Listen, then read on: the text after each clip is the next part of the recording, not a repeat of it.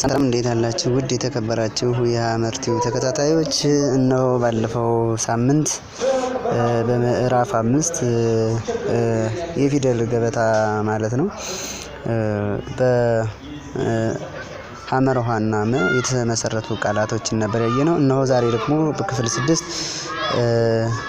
ሰና እረ የተሰኙ ሁለት ፊደላቶችን ይዤላችሁ ቀርቤያለሁ።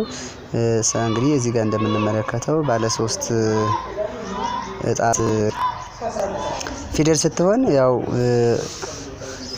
ወደ ላይ የሃን ቅርጽ ያላት ትመስላለች። ነገር ግን እቺ ባለ 3 እጣት ነው። ከሃ የምትለየው ወደ ላይ የቆሙትን መስመሮች ቋሚ መስመሮችን ስንመለከት 3 ናቸው።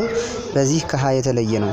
ከዚህ ውጭ እንደሌሎቹ ፊደላት ያው 7 ዝርያዎች አሏት። ሁለተኛው ፊደል ከጎኑ ምስል የሚመስል ያው እንደሌሎቹ እንደ ሁለተኛ ፊደላት ማለት ነው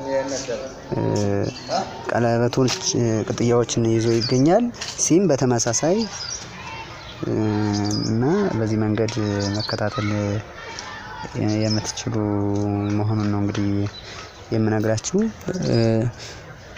7ቱን ፊደላት እንግዲህ እስኪ እንዴት ይነበባሉ የሚለውን ስንመለከት ሰ ሱ ሲ ሰ ሴ ስ ሶ በደንብ እስኪ ተመልከቱ። እዚህ ጋር ሰ